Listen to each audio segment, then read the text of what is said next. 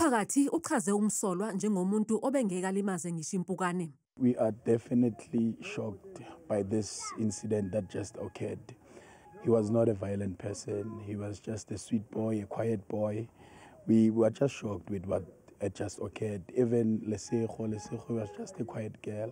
You understand? We don't know what's this evil spirit that is busy killing these young people or that is attacking our young people. Umndeni awududuzeki kuze kube imanje. Akekho umzali ofuna ukungcwaba umntwana wakhe.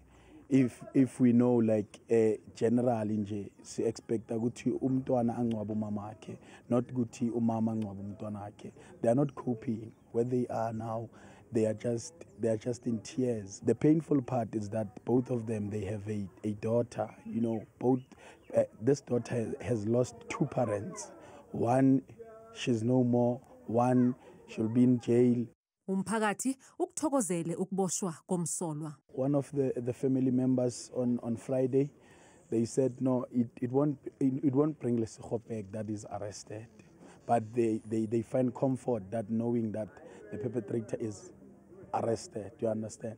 But in community groups where when we heard about this news that he flee after committing this terrible incident, all members of the community, they were just saying, just go hand yourself in, just go speak to someone, and then they hand yourself in before the community gets you. uMsolwa ulindeleke ukuba vele enkantolo kusasa.